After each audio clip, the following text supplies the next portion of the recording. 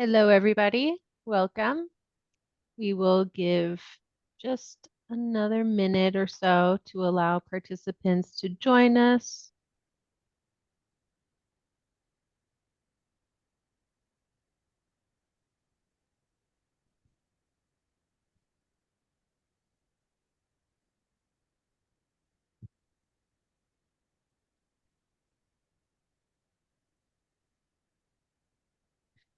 All right. Hello and welcome. Very excited to welcome you to today's webinar to discuss FSC's Risk Assessment Framework, which is FSC PRO-60-006b. I will be leading the presentation with my colleague Nico Messia, who is the policy manager and the process lead for this revision process. Today, our webinar offers simultaneous translation into 2 languages. Should you be interested to hear today's webinar in either French or Spanish, please use the Zoom control panel to select interpretation as seen on the image here and find the correct language in either Spanish or French.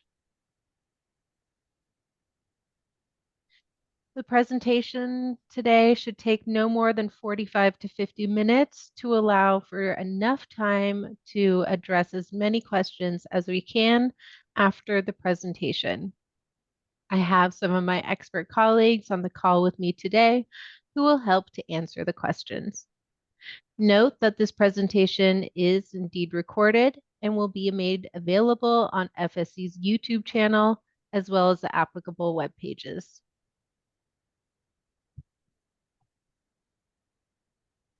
We're sure you have some questions today, so we would encourage you to use the Q&A feature, which you can see on the image here. We really request that you insert all questions anonymously. Please do not include your name. And would really like to reiterate that if there is some question that is also of interest to you, that you can like it by upvoting it. And that way we can ensure that we address the questions with the most upvotes and the most interest to the participants.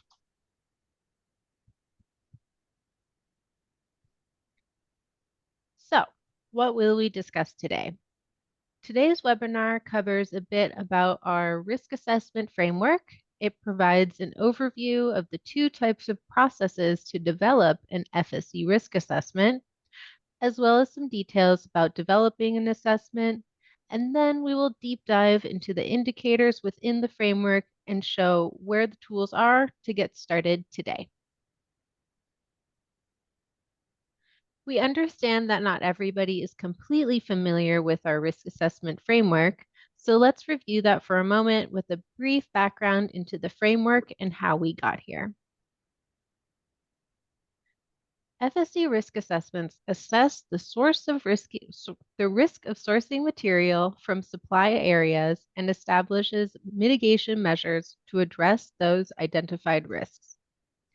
Companies can use the mitigation measures from the assessment or propose their own mitigation measures that are considered more effective and fit to their own context. The risk assessment is a document that contains indicators covering several key requirements for FSC, such as high conservation values, human and labor rights, environmental protection, among others. Risk assessments themselves are developed through the risk assessment framework, which ensures uniform and robust requirements for assessing those risks. So, why are risk assessments important for us at FSC? Well, risk assessments help to understand the potential risks that exist in a country, region, or part of a country regarding the different requirements that are key in our FSC certification system. With this new publication, our updated risk assessment framework now aligns with FSC's policy to address conversion and is also aligned with EUDR requirements and applicable to forest management and chain of custody, including controlled wood users. For those that might not be aware, we are already leaders in the fields of risk assessment development. Our existing controlled wood risk assessment framework is already a risk-based approach. In the past years, we have been working with stakeholders across the globe to develop 60 existing risk assessments, setting a strong foundation for risk assessment development and revisions.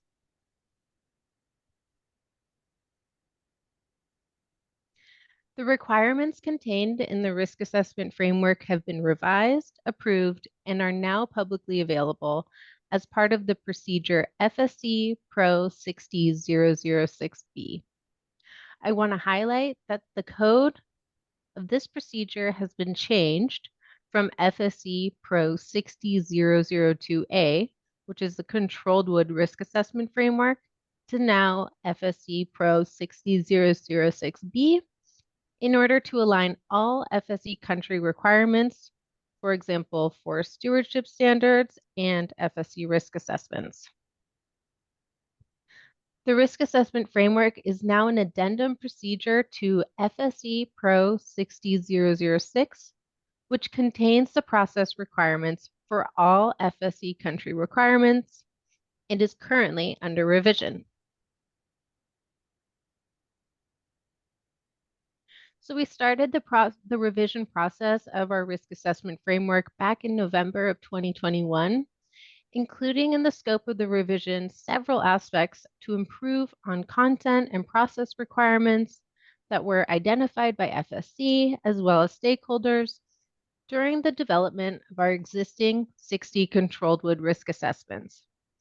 Also, we included the need to align with our FSC strategy for FSC mixed products and controlled wood, and our global strategic plan through 2026, and other existing normative documents, as well as some parallel revision processes. In June of 2023, the EU regulation on deforestation-free products, known as the EUDR, was published, and we've tried to accommodate our revision process to ensure analysis and alignment of our risk assessment framework with EUDR requirements. So what is the EUDR? Well, in short, it is a landmark EU law to minimize the EU's contribution to deforestation and degradation. We've launched our solution around EUDR as of just 2 weeks ago of this year on July 1. Let's look into this. The EU regulation on deforestation-free products, or EUDR, is more than a policy. It's a commitment to a deforestation-free market, a promise to keep our forests standing and thriving. For those involved in the supply chain of key commodities, like wood and rubber, the EUDR places new obligations to perform due diligence, ensuring the origins of products are deforestation-free. It requires records and geolocation details. They're not just data points. They're storytelling elements of each product's journey. The Forest Stewardship Council aligns with the EUDR, sharing a vision for a sustainable future. For organizations, this means that FSC Certification is now also your stepping stone to EUDR compliance. Introducing FSC Aligned Certification for EUDR. With a specialized regulatory module and a risk assessment framework, it's tailored to meet EUDR standards. It's time for action. It's time to reshape the market. Join us in protecting our forests and our future, because there's no time for business as usual when it comes to our planet. Are you ready to be part of the change? Visit fsc.org/starteudr to start your journey with the FSC and the EUDR, together against deforestation.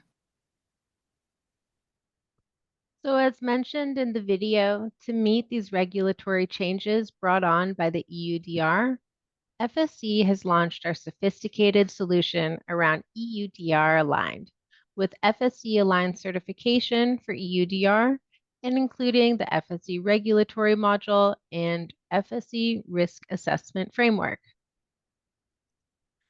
More specifically, EUDR requirements include that products must be deforestation and degradation free and produced in accordance with relevant legislation. To demonstrate this, companies must conduct due diligence and thus gather information, assess, and mitigate risks. Many requirements of EUDR are already reflected in our certifications, and now any outstanding differences with the EUDR have been included into the FSC regulatory module to clearly articulate what certificate holders actually need to do to use FSC certification to support EUDR compliance. And when applying the FSC regulatory module, users must also use the FSC Risk Assessment framework. While our forest management certification ensures that FSC values are upheld in certified areas, non-certified areas require a deeper look through information collection, risk assessment, and risk mitigation down to the forest level through our FSC risk assessments. FSC risk assessments set the rules for researching and understanding control systems at the forest level. Especially together with our FSC regulatory module, they can be applied globally and at any point of the supply chain to understand control systems down to the forest. And we recently consulted our framework for the second time, along with other requirements. The consultation is a 30-day simultaneous public consultation of the regulatory module, FSC's risk assessment framework, and system-wide changes presented in advice notes. So our current framework has actually undergone 2 rounds of public consultation, and let's look quickly at how the most recent publication from February to March actually went. The EU Regulation on Deforestation-Free Products, EUDR, came into force in June 2023.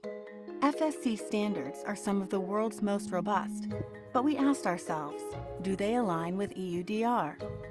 To find out, we analyzed our certifications against the EUDR requirements. What we found was promising. Our forest management certification already met most EUDR requirements, sometimes exceeding them. Our chain of custody certification also met many requirements, with space to evolve. We accelerated the development of FSC Trace and created a new standard as an optional add-on. We expanded our risk assessment framework and held a powerful public consultation. 30 days, 400+ participants, 2,000+ open comments. We interviewed and surveyed almost 400 affected companies to understand their needs and made improvements based on their feedback. We launched the FSC Aligned for EUDR Early Adopter Program, selecting 20+ companies for the first wave, and more direct onboarding planned as it expands.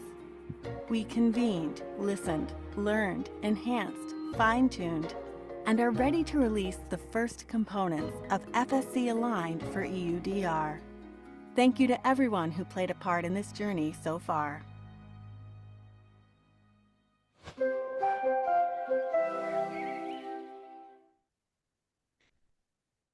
Specifically for the FSC risk assessment framework, we had global representation within this consultation extending beyond just Europe and FSC members, as over half of the respondents were outside of the FSC membership. We also saw representation from several different stakeholder types with a strong interest by certificate holders. We also saw that many are indeed impacted by EUDR. We have a full consultation report prepared if you want to learn more, and we'll share links through the chat. The main changes based on the consultation results included decreasing the number of indicators by merging similar ones. And so now we have a total of 64 indicators rather than 76.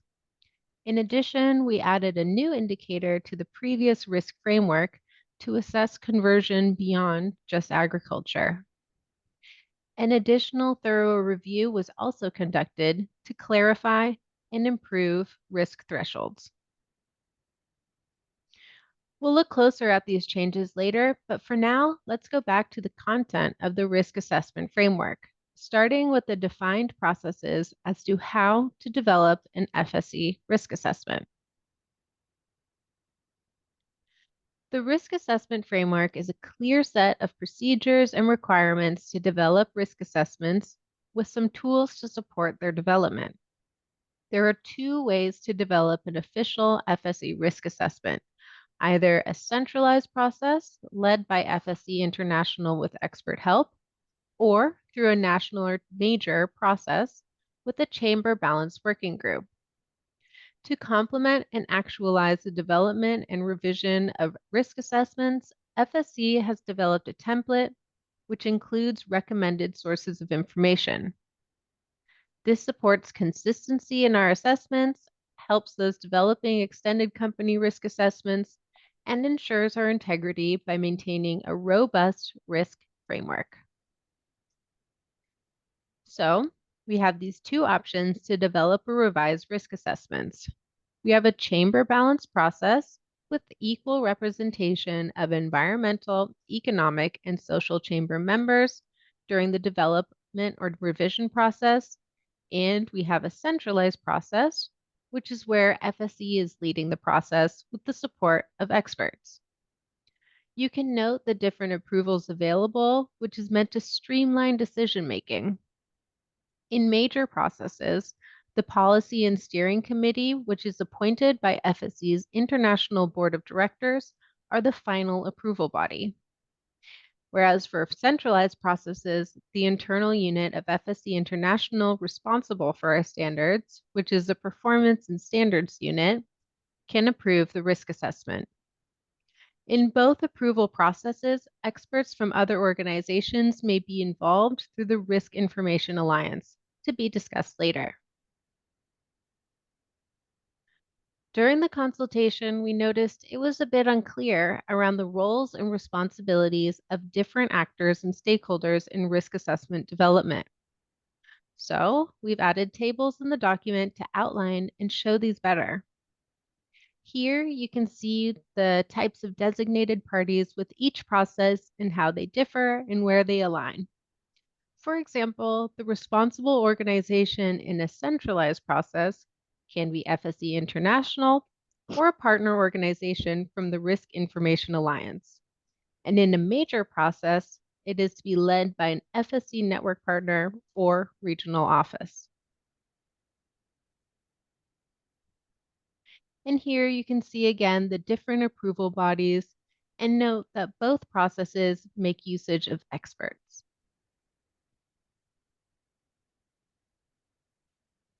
In the case of risk assessment developed through centralized processes, the key steps include developing a draft, consulting it for 30 days, then preparing a final draft based on the consultation results, decision-making, and publication. The comments received from stakeholders on published risk assessments will also then be reviewed annually, which applies to both centralized and major type of processes. Centralized risk assessments are predominantly developed by consultants with some project support from the responsible organization. Experts can and should be consulted along the process when applicable. The other way to develop a risk assessment is through this major process, which is a chamber balance process with, of course, economic, environmental, and social representation. The steps in this process are actually outlined in the procedure 60-006, which is about developing country requirements and going for consultation later this year. The process will include a conceptual phase and 2 consultations. As mentioned, later we will have a public consultation where you can learn more. So now let's dive into a little bit what the steps are to actually develop a risk assessment. The procedure outlines the core 5 steps in developing an FSC risk assessment. You determine the scope, gather and assess information, determine geopolitical scale and source types, designate risks as either negligible or non-negligible, and establish mitigation measures for where there is non-negligible risk. The risk assessments outlines 64 indicators, including land use and management, taxes and fees, document and data falsification, human and labor rights, high conservation values, health and safety, trade and transport, and more.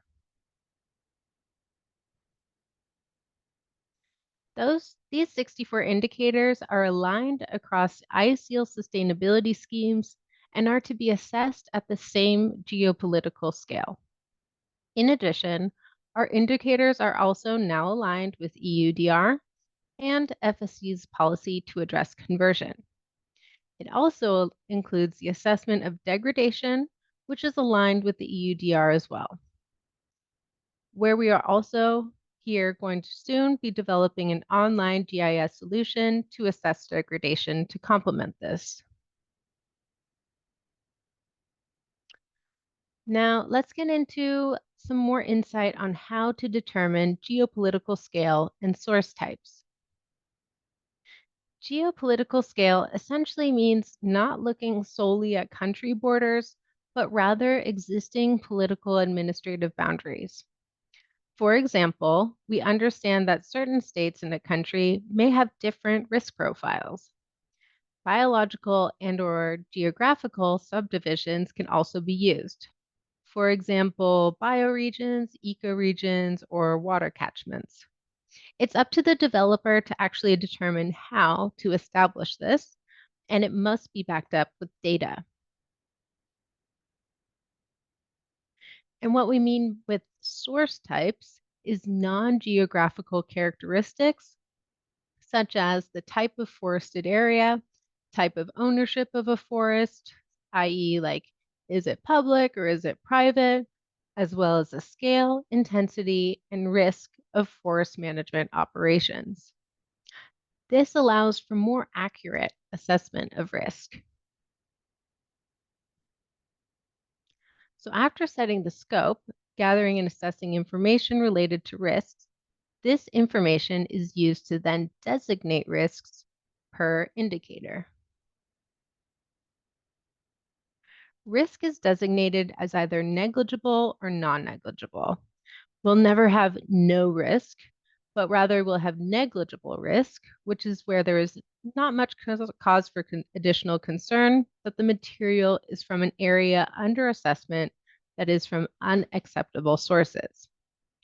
On the other side, where there is indeed risk, this is designated as non-negligible risk. With non-negligible risk, the nature and extent of this risk is specified for the purpose of defining mitigation measures. Let's look into this a bit in practice. So here is a completely made up example from Brazil, looking into indicator 27, which is legal requirements related to child labor and employment of young workers are complied with. The geopolitical scale used is states, and through available evidence, a finer scale of risk designation by using source types can be used. So here, the source types are either private or other forests. In this example, there are potential risks in private forests, but in other types of forests, the risk is actually negligible. So then, mitigation measures are established and must be evaluated in private forests to ensure that the legal requirements are complied with. So in that example, I mentioned briefly mitigation measures, which are, of course, essential where there is non-negligible risk. As explained before, whenever a non-negligible risk is designated, mitigation measures have to be proposed within the risk assessment. The procedure includes a detailed approach on how mitigation measures are provided. As per FSC's risk assessment template, developers are to include the type of verifier and actions on how to mitigate the identified risks. The example provided in the table here is for indicator 1, which is land tenure rights are secured and registered according to legal requirements.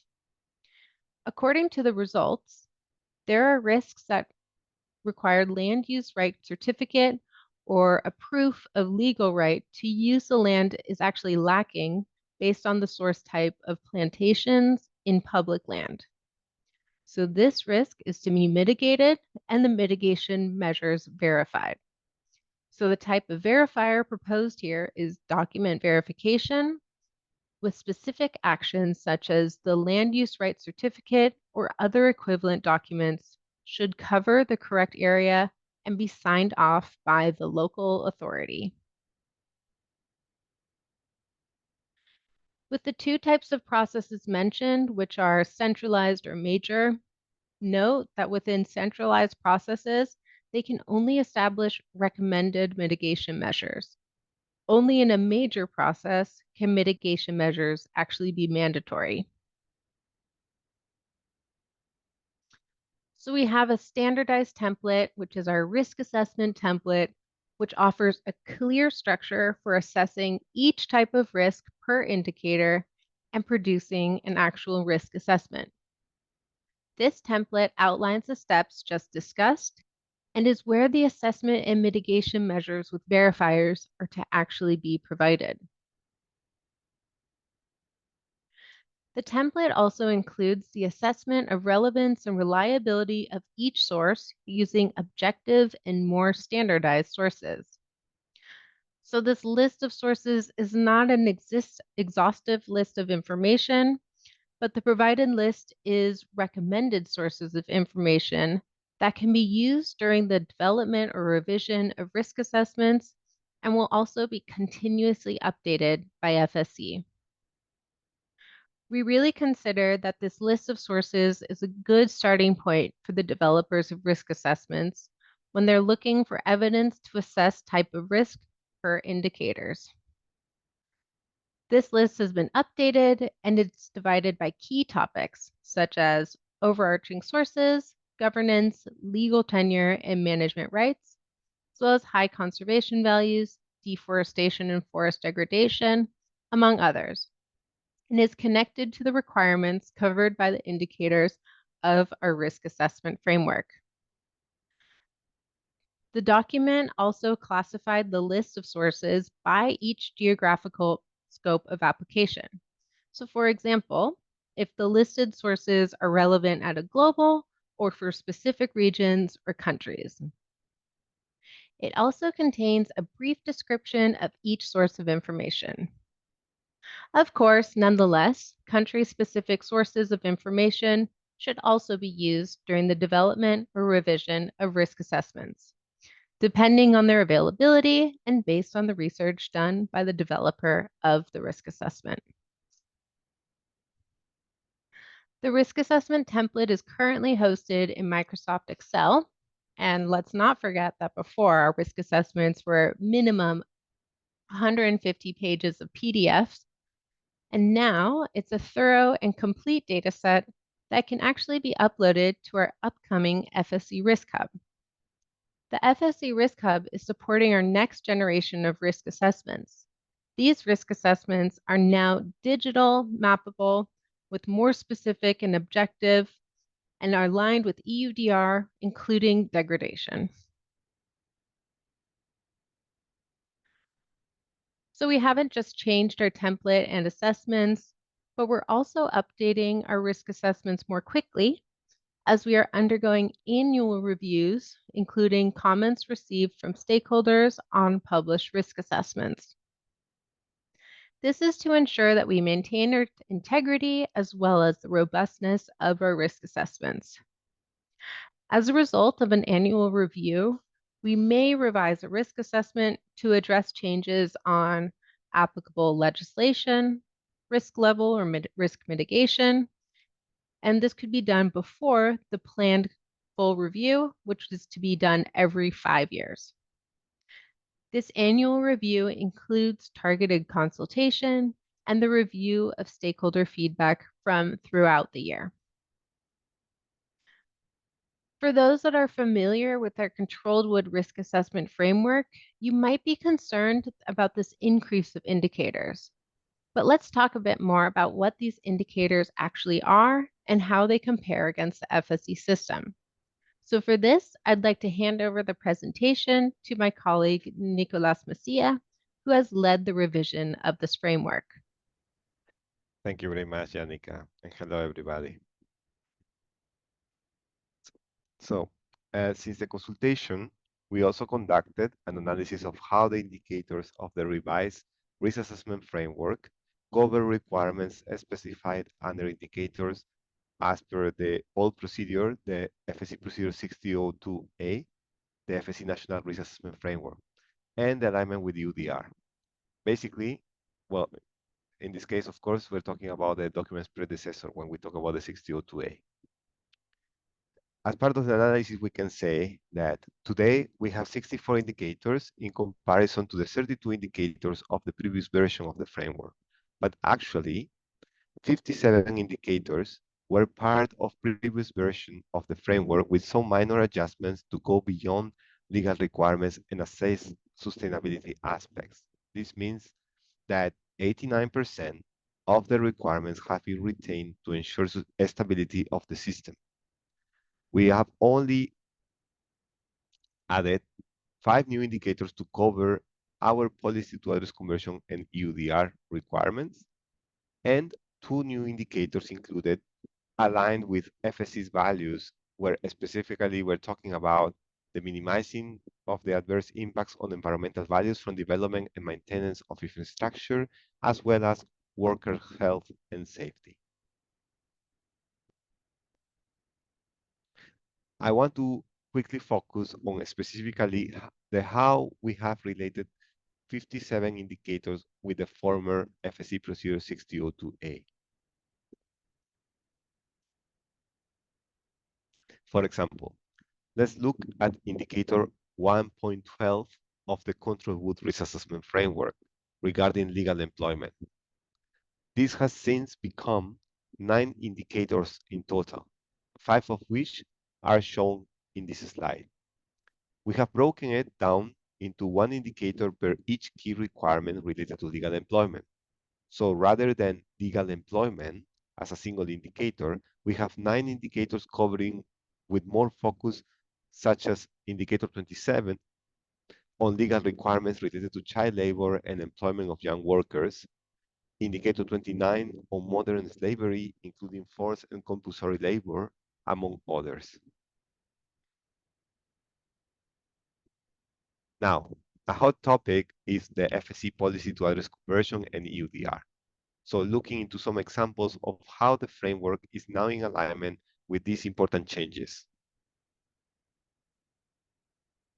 Indicator 55 was introduced to assess conversion from natural forests and transformation of plantations to agricultural use since 31st December 2020.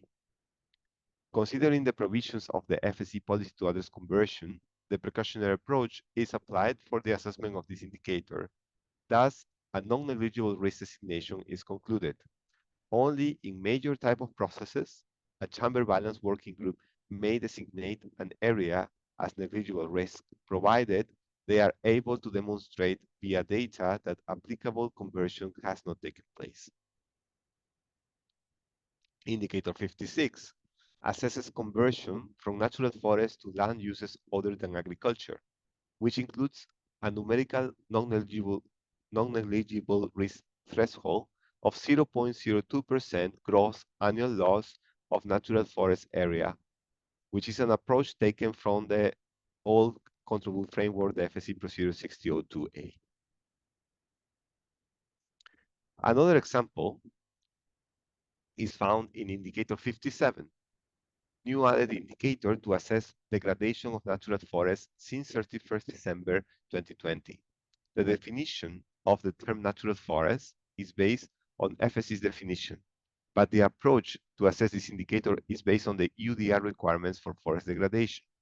It is important to highlight that we have taken the approach used in the conversion-related indicator 4.1 from the FSC Procedure 60-006a and included a numerical non-negligible risk threshold of 0.02% degradation of the total natural forest area on average per year. Finally, let's have a look at an example of added indicator in the FSC-PRO-60-006b to uphold FSC's values. Workers' health and safety is a very important value of FSC. We know that sometimes it isn't enough to just assess compliance with applicable legislation. We wanted to ensure that workers' health and safety are aligned with our values. For that reason, apart from Indicator 22, which assesses compliance with legal requirements related to occupational health and safety, as already covered in Indicator 1.11 from the FSC Procedure 6002A, we have also added Indicator 23 to assess sustainability aspects going beyond legislation requirements. A key aspect on the assessment of this indicator is the introduction of a numerical non-negligible risk threshold to assess workers' health and safety. The specific numerical threshold is the following. The non-fatal occupational injuries in the area under assessment are more than 591.5 per 100,000 workers, and occupational fatalities are more than 2.45 per 100,000 workers. If you are interested to see more, this analysis will be publicly available through the FSC Guidance 40005 crosswalk of indicators that has been published together with the procedure FSC Procedure 6006b. You can see here in this slide how this guideline is outlining which clauses in the EUDR are covered through the risk assessment framework and how the indicators are related to our control group categories as represented in the old procedure FSC Procedure 6002A. Now, I would like to hand over the presentation to my colleague, Janica Murphy. Thanks. Thank you for joining us, Nico, and for sharing that. So, throughout the presentation, I've touched briefly on this Risk Information Alliance. And since mid of last year, FSC has been working together with Preferred by Nature to find better ways to develop and maintain risk assessments and satisfy needs of users in a responsible and effective way. The idea is to develop and maintain better risk assessments through developing them in a harmonized and joint approach in an alliance of credible organizations. This would allow us to reduce efforts by sharing the responsibility and expertise of different partners involved. It would also allow for including aspects of commodities beyond FSC scope to serve the need of a broader group of interested companies. So we've been working for the past few months together with Preferred by Nature to test at a technical level if this is possible, aiming for applying trustworthy methods through shared responsibility for risk assessments. And so far, the results are positive, and we've gained additional support from ICEAL to work even further in that direction. So the next steps that we will work on are to have a good structure and work plans of a broader group of partners in this Risk Information Alliance, and to proceed on working on these technical aspects, as well as conducting capacity building through fundraising. You can learn more at a dedicated website at www.riskinformationalliance.org with a link being sent through the chat. Many changes in the procedure are about streamlining the development of our requirements. We are working hard to act quickly to update the applicable risk assessments and know that many of you must start working on developing your own company extended company risk assessment today to support your EUDR compliance. So to clarify, for organizations sourcing from FSC controlled wood, Standard 40005, which is requirements for sourcing FSC controlled wood and not conforming with the FSC regulatory module, the existing FSC risk assessments will remain valid until replaced by a revised FSC risk assessment as specified in Advice Note 40005-26. But for regulatory module users, the revised risk assessment framework is immediately effective. It's an important reminder that while waiting for the updated FSC risk assessments, there is still a way to move forward. Where for users of the FSC regulatory module, where an updated FSC risk assessment does not yet exist, organizations are to develop an extended company risk assessment using the template provided by FSC and following the rules outlined today in the requirements of FSC-PRO-60-006b. And then, like I just mentioned, for other users not applying the FSC regulatory module, existing FSC controlled wood risk assessments will remain valid until replaced by the next versions of corresponding FSC risk assessments. We're working to support understanding and implementation of our risk assessments in many more ways as well. So we're shortly releasing a risk assessment development dashboard so that stakeholders can track the development and know when public consultations are about to happen for the FSC risk assessments applicable in their geographical areas. The risk assessment framework is also supported by the upcoming FSC Risk Hub, where we are digitizing the results of our risk assessments and connecting them to GIS. We know that developing a risk assessment is a lot of work and complicated, so we have already published an info kit and some summaries on how to develop a risk assessment, and are excited to announce that soon we will be publishing tutorial videos to really help you navigate through this risk assessment template. As EUDR is indeed just around the corner, we are fast-tracking the development of EUDR-aligned risk assessments. We have identified 20 priority countries where risk assessments will be developed, starting as early as August 2024. The rest will continue to be developed afterwards. And as a reminder, of course, that extended company risk assessments are still available where an FSC risk assessment doesn't exist. And for those asking what are these prioritized countries, you can find them on the slide here. We've selected the fast-track countries based on a prioritization criteria that is based on forest management certified area, number of chain of custody certificates, and the relevance of import and export to Europe. As you can see, these countries include Austria, Brazil, Canada, Chile, China, Estonia, Finland, France, Germany, Indonesia, Latvia, Poland, Portugal, Romania, Spain, Sweden, Turkey, United Kingdom, Ukraine, and the United States of America.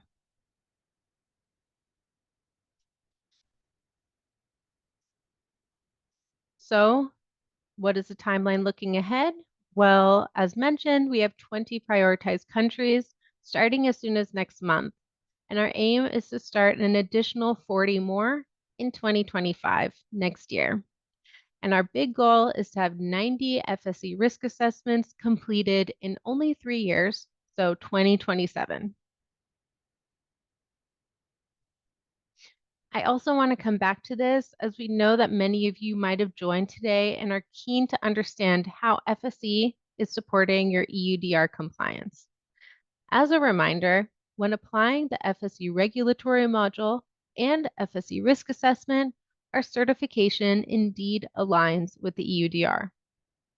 And by applying these two aspects of FSC Aligned Certification for EUDR, we have provided a step-by-step roadmap of requirements of the EUDR in total, but within your FSC certification.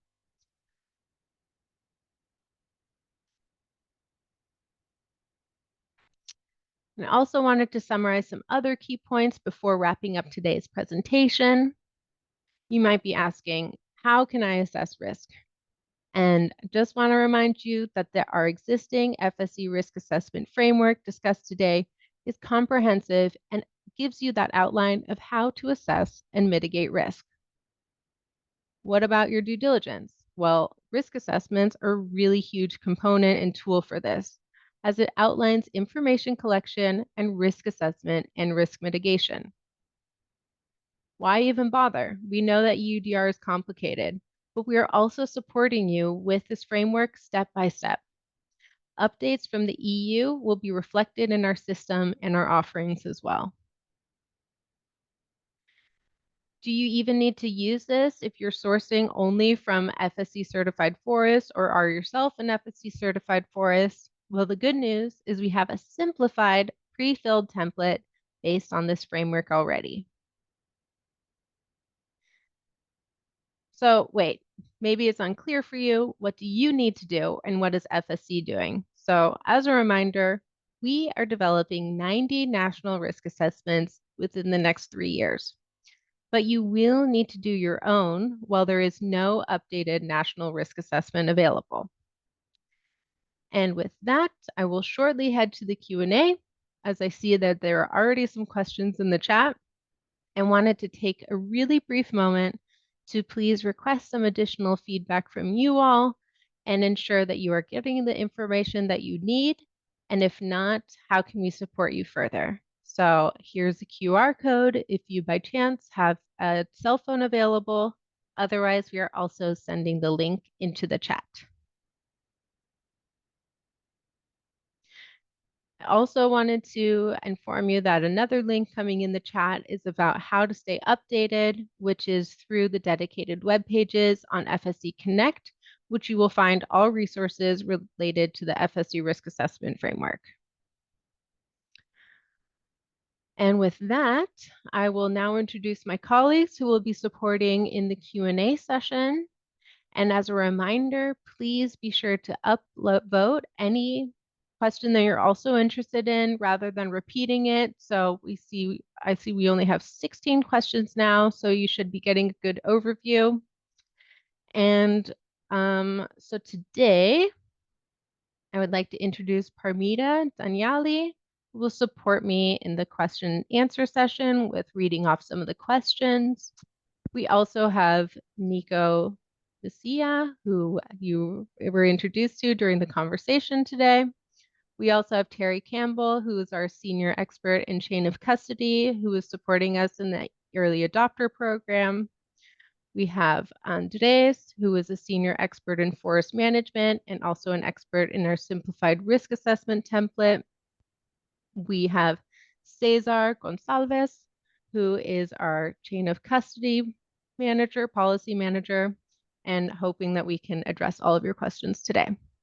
So Parmita, what do we have first? Thank you, Yannicka, and hello, everyone.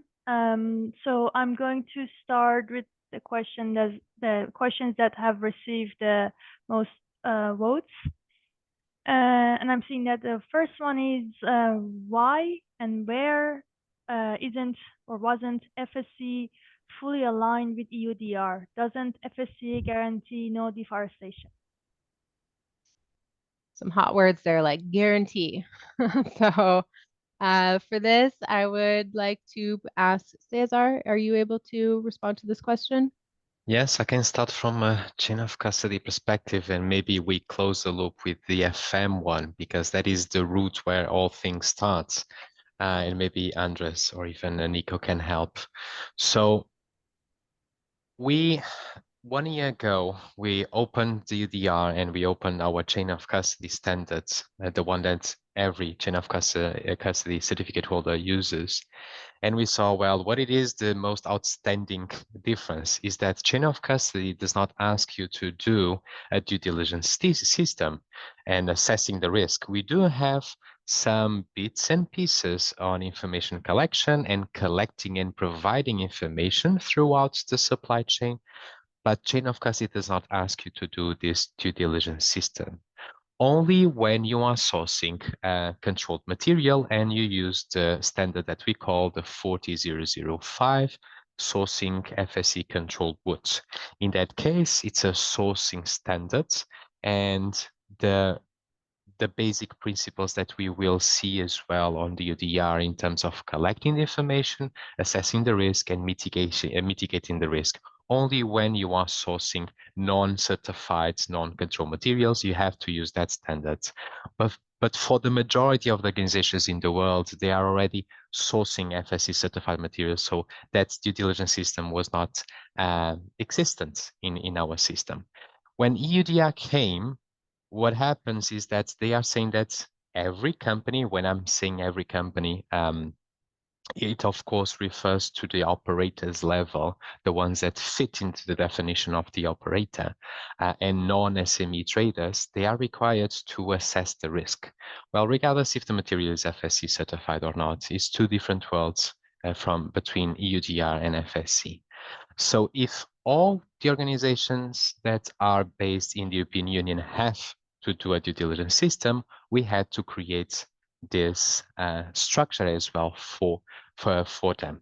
So this is from the chain of custody part, and then I will invite either Andres or Nico to close the FM loop.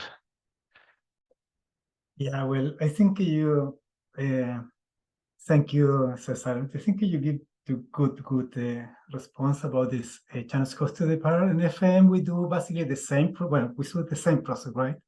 We compare, we do the cross work within the EUDR requirement and FM normative. And yeah, I think the main, basically, we realized that most of the requirement was already covered by the FSC normative, FM normative, but there are some different, which was related to one part for the due diligence and the other part for the definition, which now in some way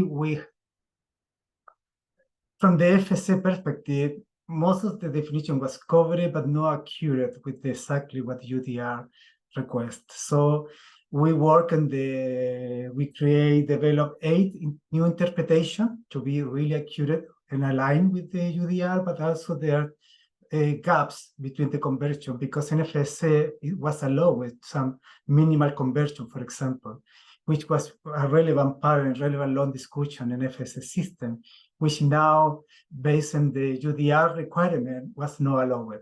So we basically, to be aligned in that gaps, we identify one was the minimal conversion and another was related to the excision, which also FSC is allowed to excise some areas from the conversion when it's beyond to the control of the forest manager. So in that case, we developed 2 new advice notes, one related to the deforestation-free products from FM certified management unit, and another related to the primary forest certification, which was another topic, was not fully aligned with EUDR.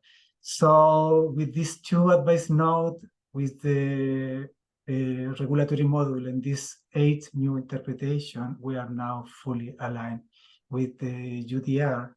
Another element, basically, so now, for example, for the FM certified certificate holder, we develop also the simplified risk assessment, which is different what was discussed now and presented by Nico.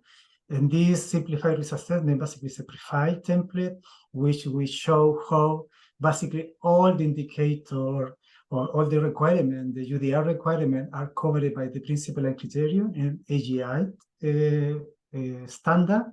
So most of the indicators are basically negligible based on the certification system. So basically today the certificate holder, the FM certificate holder, can use directly the FM and prove that all the requirements all the products are deforestation free. I don't know, Nico, if you would like to add something else, or I missed something. Thank you, Cesar, and thank you, Andres. So yeah, I can just add from the risk assessment perspective that, I mean, it's also important to take into consideration that before EUDR, I mean, we already had risk assessments, of course, as part of the system, but it was only applicable in the context of control wood. Yeah. So now, because of the alignment with EUDR, because EUDR requires operators to develop risk assessments.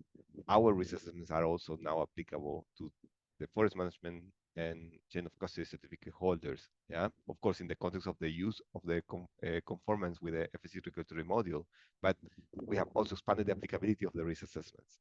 And then when we go deeper more into the framework itself, the requirements for develop risk assessments, we can also find some gaps that we had in comparison to what EUDR requires. Yeah, and that's of course one of them, or the biggest one is about degradation, and that's why now we have the specific indicator to assess degradation, for example. Yeah, and of course some other requirements that we have also added that are connected to the 5 indicators that we already explained in the slides. Thank you. Thank you all for the comprehensive answer. Then Parmita, what do we have next? All right, so the next question is, how can I find out which process for a risk assessment my country is taking? As a member and certificate holder, do I get to choose if this is a CNRA or a major process in my country? Thank you. Yeah, I Nico. can respond to that. Good. So yeah, it's a very good question, and I think it's important to make it very clear for everybody. So first of all, as Yannicka explained in the slides, we will be having this FSC Risk Hub, no?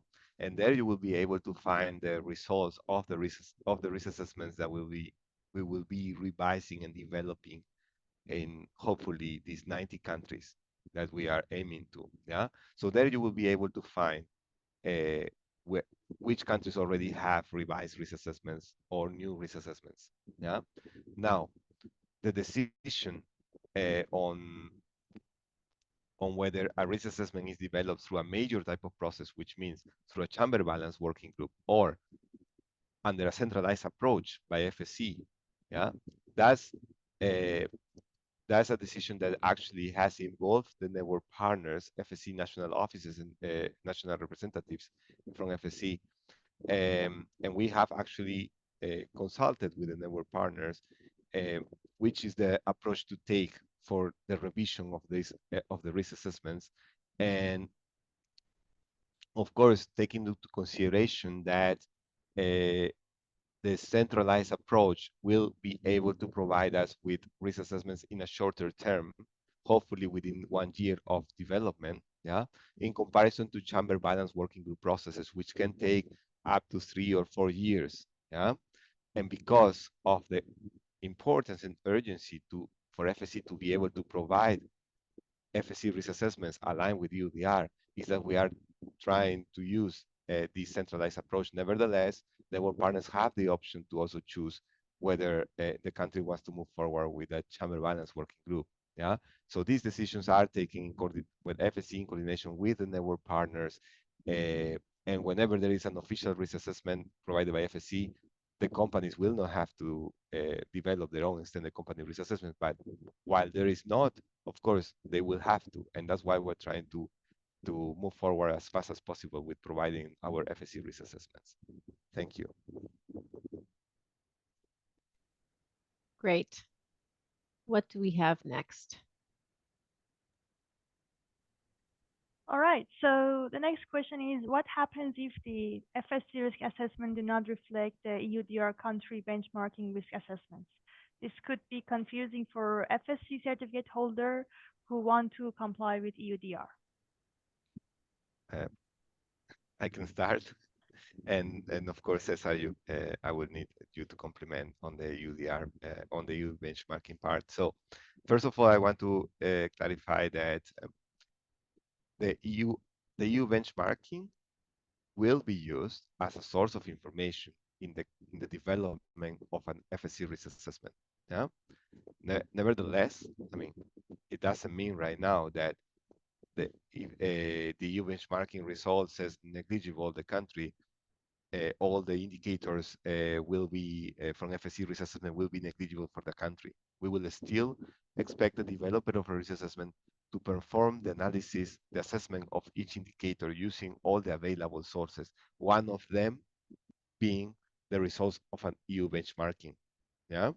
And That's the approach we're taking for now. Of course, we are also waiting to have in the future further insights on how this EU benchmarking is going to be developed, the methodology has been applied, and the results itself for us to also to be able to analyze and understand what are the implications on our risk assessments. But for now, this is the approach that we're taking.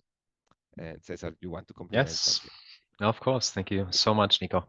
So yes, indeed, we don't know how it is, the methodology. So that's why FSC, of course, had to take their approach, the approach that we know in terms of developing our own risk assessments. But let's say that indeed, in a few months, one country has low risk designation under this tier 3 risk system, this benchmarking system. How can you use that if you are a chain of custody company? So we do have a provision that if it is low risk, you can go for simplified due diligence, as EUDR is saying, so it's the same thing. What we are adding there is a provision. So if the EUDR benchmarking system says it is low risk, and also our national risk assessment, if it exists, also says low risk, so then you can go for the simplified due diligence. And so basically you are exempted from the majority of the requirements under the due diligence system. But if it happens that it is low risk for EUDR and you have one or two risk indicators on FSC that they are non-negligible, you are still required to implement mitigation measures on those specific risk indicators. And then for the other ones, you can use the same mindset of not having to assess those. Thanks. Thank you both.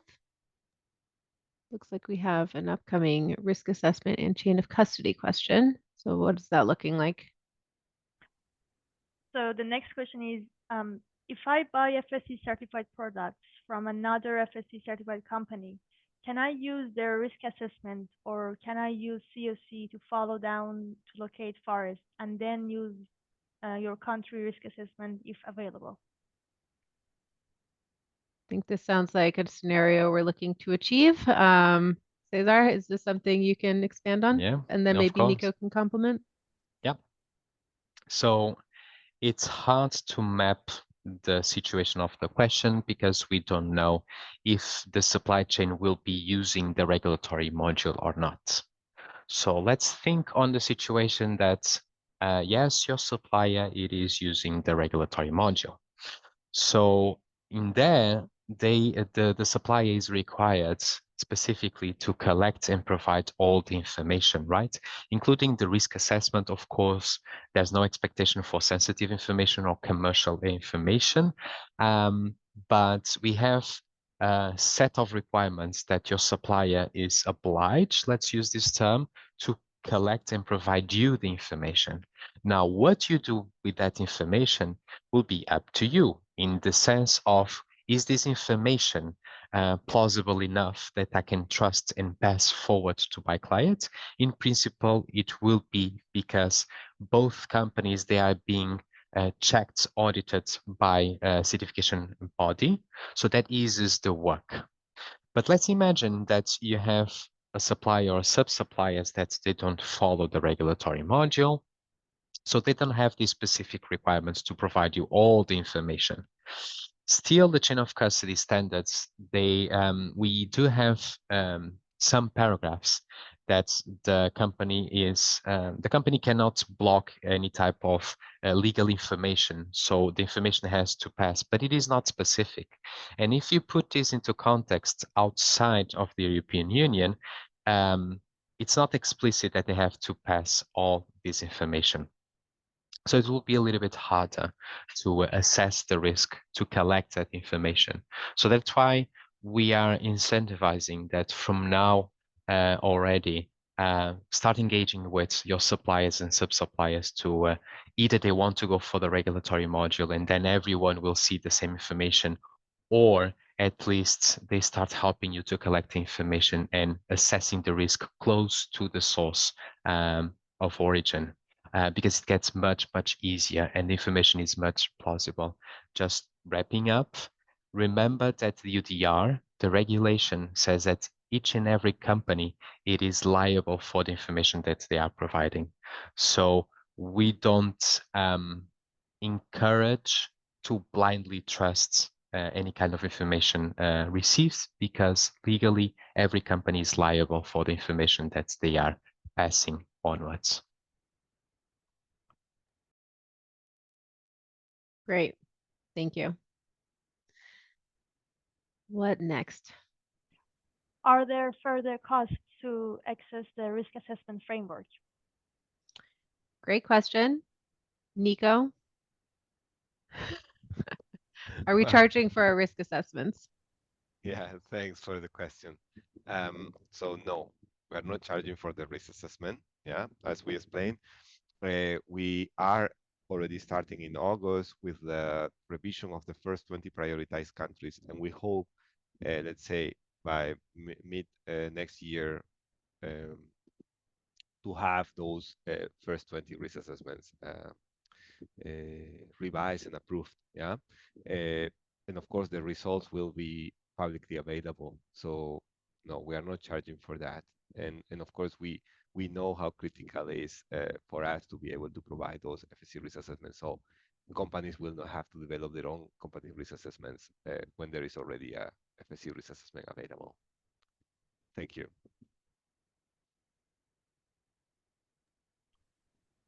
Thank you. Where do you think we should go now, Irina? Hard to choose. We have quite some questions with high votes. So where can I get a pre-filled template for risk assessment for the prioritized countries from? Yeah, it sounds like there's maybe, Nico, you can start with identifying the differences between the simplified and normal risk assessment template. Go ahead. Yeah, good point, Janica. Thank you. So yeah, so important to clarify that so far we have developed two type of templates, no, for risk assessments. One is what we call the main risk assessment template, which is the one that will be used by the developers developing FSC risk assessments, as well as certificate holders that will have to develop their own extended company risk assessments when aiming to conform with the FSC regulatory module, specifically those chain of custody mix certificate holders. Yeah. Now, we also have another template, which we call the risk assessment simplified template, which Cesar and Andres were already also explaining more information about. This template is specifically for those forest management and 100% chain of custody certificate holders that are aiming to conform with the FSC regulatory module as a tool to support compliance with the EUDR. Yeah? This template already presents an analysis of how FM certification is already covering the requirements and the indicators of the FSC risk assessment, of the risk assessment framework, and basically is already a path for a much more, I would say, less complex assessment, because basically one indicator is the only one that has to be assessed and mitigation measures will have to be established, which is the one about armed conflict. Yeah. That is only for those FM and 100% chain of custody certificate holders applicable. Yeah. Now, when we talk about the risk assessment template, this is a template. Of course, it's empty. Yeah, and the developers of the FSC risk assessments will have to use the template and start filling it in. We don't have a pre-filled template, and we will only be able to share publicly the official results once the FSC risk assessment is finalized, which we are planning to do that by next year. Nevertheless, there will be a draft that will be consulted. Yeah, it will be put into consultation as part of the revision of those 20 prioritized countries, and that will happen between the end of this year and beginning of next year for each of these countries.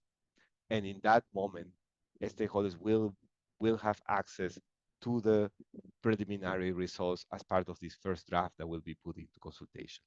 Yeah. Thank you.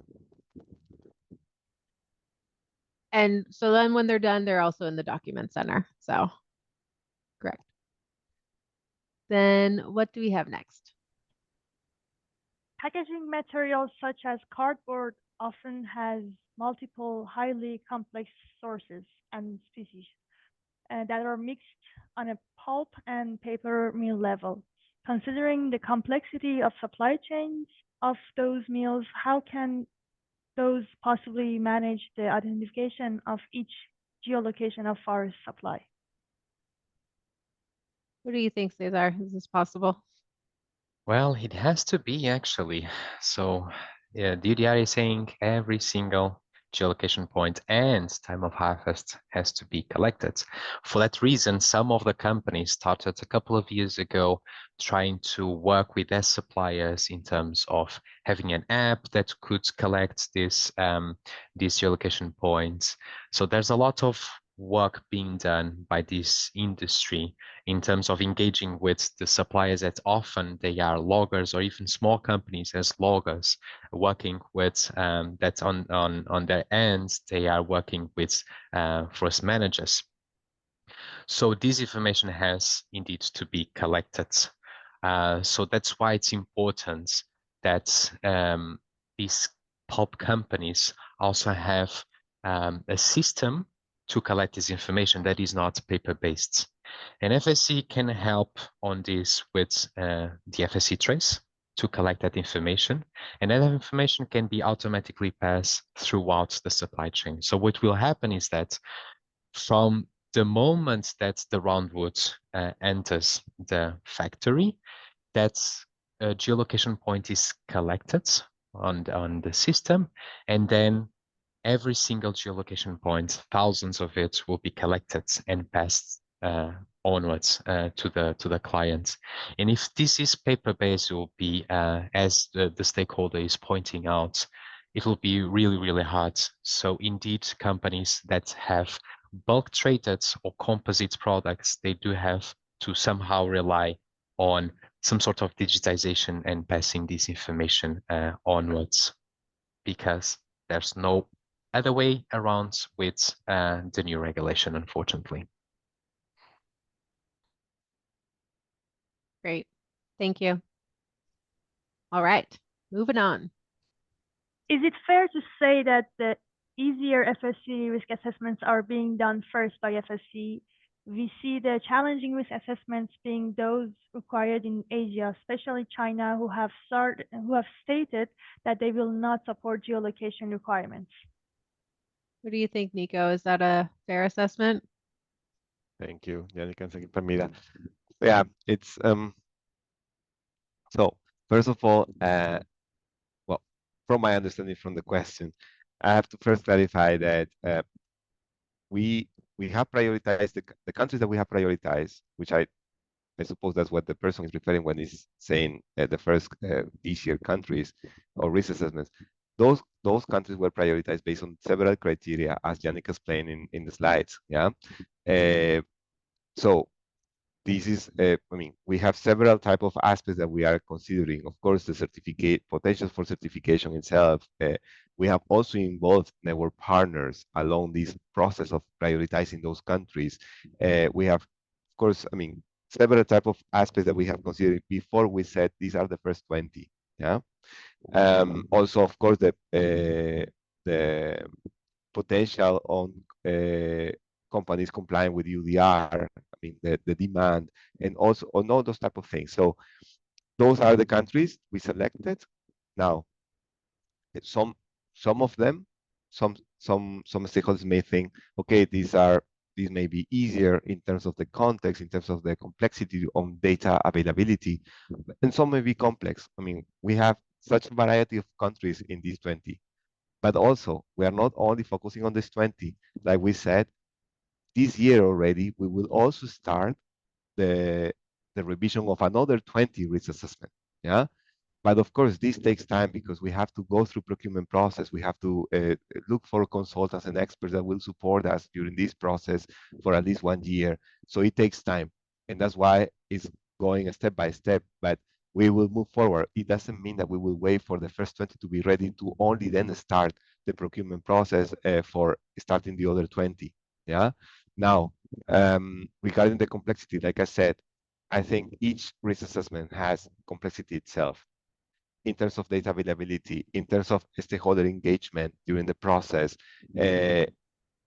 Instead, in terms also now we adding this assessment on degradation, conversion, how easy it is to assess those in specific countries, how easy it is to use geopolitical scale and a finer scale to arrive at homogeneous risk estimation, and so on. So everything depends on each context. So I will not say that there's easier country than others. Yeah, thank you. Thank you. All right. Okay, so the next question is, has FSC International set a deadline for national control root risk assessments to conform to this revised framework, especially the US? Nico, please go ahead.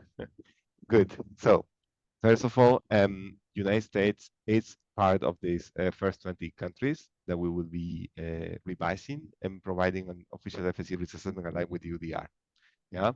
Now, it's important also to take into consideration that in the context of the conformance with the FSC regulatory module, yes, I mean, companies need to develop the risk assessments because in order to be able to conform with the regulatory module. But if we are talking about control wood users that are not aiming to conform with the FSC regulatory module, yeah, in those cases, the existing control wood risk assessments that were developed based on the control wood risk assessment framework, the 60-006b, those risk assessments will remain valid until replaced by updated FSC risk assessment. Yeah. So there is an advice note that we released last year. This is the advice note 40-005-26, which is establishing the extension of the validity of FSC control wood risk assessment for those situations. So they will remain valid until we replace them with a revised risk assessment. Thank you. Clear. What is the FSC auditor's role? Cesar, is this something you can talk to about in terms of risk assessments? Yes, as well. Yeah. So basically, I guess one of the biggest values for FSC system in general is this third-party assurance system, that things that are implemented by the company, they are assessed by the auditor, as any certification process that we have. And in terms of the risk assessments, there is no difference, right? So either the company is using this new generation, let's call it, of national risk assessments that will be launched next year, that they are using the correct risk designations, and in case non-negligible risk is identified, the company will have to implement mitigation measures. The auditor will have to approve that those mitigation measures, they are in fact sufficient and effective to address those risks. If the company is doing their own company risk assessments, overall, the auditor has to approve the due diligence system. This is slightly different from the current process that we have under 4005, sourcing controlled material, that we say that the auditor has to approve the risk assessment. Here we are saying the auditor approves the due diligence system as a whole. So are the risk designations really correct, accurate? Are all of the mitigation measures also correct? And if there's any kind of change in terms of, well, before non-negligible risk was, some risk was negligible risk or non-negligible risk, and now I'm turning this to negligible risk, also the auditor or the certification body will have to approve that change as well. We do have requirements under the regulatory module for that. So the role, I will say that, of course, the auditor is checking conformity, and the auditor cannot help the company to develop. It will be a conflict of interest. But by the auditor to identify the issues, it brings value to the continuous improvement of the system. And the company can improve year by year and refining their conformity. So I think that is one of the key added values from FSC system. And of course, here I'm speaking on behalf of certification bodies and the auditors. Thank you. So we have time for probably no more than 2 to 3. So what do you think, Ramita? What next? Okay, so the next question is, for the 57 indicators, will you please explain the rationale for the adjustment to address sustainability issues, meaning expanding the indicators scope to go beyond the legal requirements in the existing risk assessments? Go for it, Nico. Thanks. Good. So,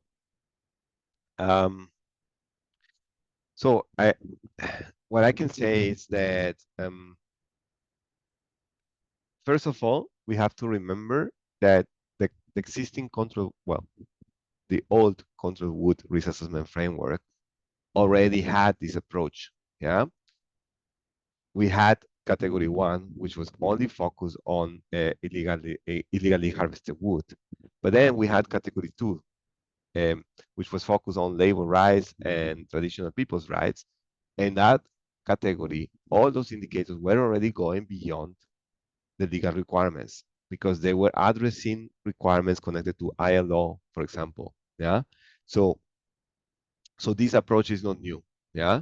And we already were evaluating freedom of association, rights of indigenous peoples, communities, and so on, going beyond legal requirements. What we did now when we were revising the framework, we checked also which topics from the category 1, where we were mainly evaluating compliance with legal requirements, were also important to be able to assess requirements going beyond the legislation, as we had in this category 2 related indicators, as we had at the end also in ACBs, which is also going beyond legislation.